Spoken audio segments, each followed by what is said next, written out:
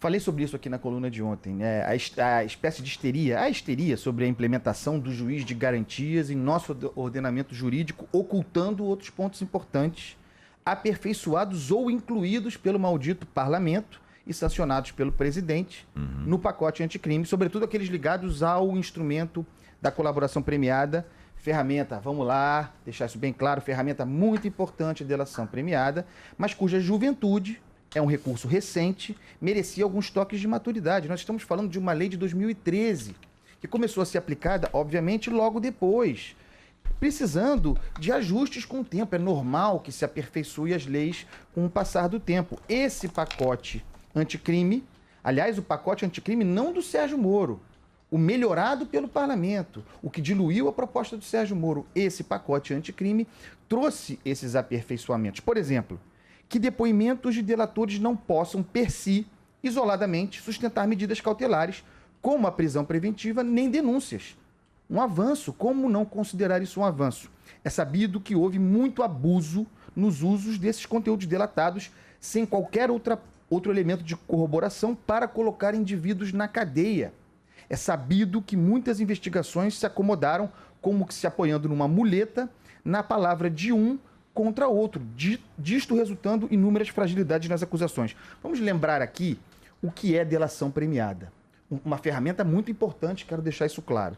É a palavra de alguém que está enrascado, muitas vezes preso, em busca de melhorar as suas condições, de beneficiar o seu estado, e que acusa outrem, muitas vezes nem sequer investigado. Isso deveria servir, como serve no mundo inteiro, como elemento para subsidiar o inquérito, para subsidiar a investigação, a apuração. Não é prova em si, mas aqui no Brasil, durante muito tempo foi. Ah, mas esse pacote anticrime é um ataque ao combate à corrupção, vai acabar com a Lava Jato. É preciso dizer, com todas as palavras, sinto muito, uma ova. Eu, pessoalmente, estou de saco cheio de ouvir toda semana que qualquer mudança proposta pelo parlamento bota em risco a luta contra a corrupção. Isso virou um mantra de fanáticos que outra coisa não fazem senão defender a estrutura do próprio poder. Eu ouço esse papo, todos nós ouvimos, de Lava Jato ameaçada desde 2014. E nunca o combate à corrupção retrocedeu. Ao contrário, avançou. O lavajatismo não pode ditar o ritmo da vida pública neste país. E não se pode admitir a retórica influente de que fazer críticas duras aos operadores da Lava Jato seja ser a favor da corrupção. O que é isso? Estamos criando uma casta de intocáveis por obra de missão divina? Os diálogos revelados pela Vaza Jato estão aí para lembrar que não há santos nessa ceia, nem Sérgio Moro. Os diálogos da Vaza Jato, amplamente divulgados, amplamente conhecidos, mostram um juiz que muitas vezes pulou a cerca do limite do papel do juiz para se associar à acusação.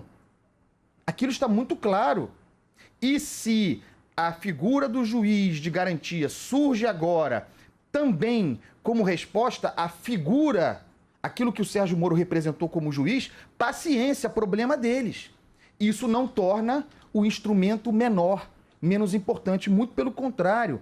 É desonestidade intelectual se deparar com uma figura como a do juiz de garantias e sair bradando que representará um abalo na luta contra a corrupção. Eu quero saber por quê.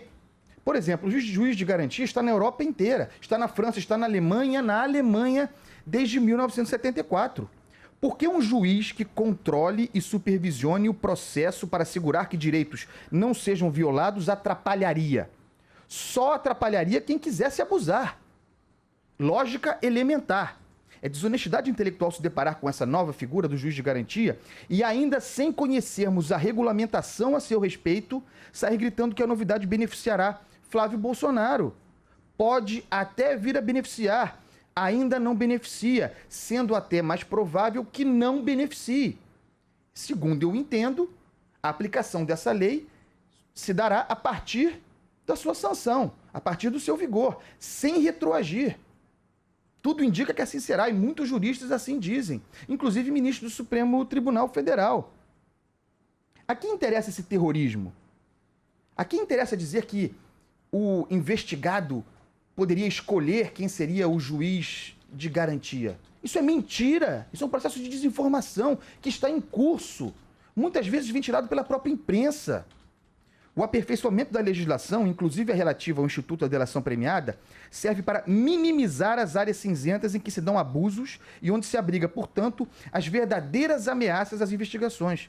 Isso significa clarear o ambiente sobre o qual se desenrolam os processos. Significa, a rigor, proteger o combate à corrupção. Se vamos mesmo permanecer cativos do fetiche segundo o qual a corrupção é o maior problema do Brasil, que ao menos gozemos num cativeiro iluminado. Ah, mas como ousa sugerir que a corrupção não é o maior problema do país? Eu não estou sugerindo, eu estou afirmando: a corrupção não é o maior problema do Brasil.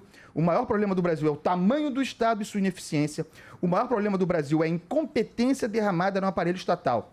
Diminua o Estado, reduza o corpo da máquina e também a corrupção cairá. Diminua o Estado e nenhuma lava-jato será capaz de combater a corrupção com melhores resultados. Mas quem, entre os justiceiros alarmistas, apontadores de riscos contra o combate à corrupção, quer mesmo diminuir o Estado? Existe a indústria da corrupção, tremenda, histórica, mas também existe a indústria do combate à corrupção, que precisa de carne. A corrupção, problema real a ser enfrentado, está na superfície da máquina pública. Corte esse terreno, apare essa grama, corte também os benefícios do mais alto funcionalismo público. E ninguém precisará de heróis e juízes e procuradores, justiceiros para tirar o leite dos bandidos.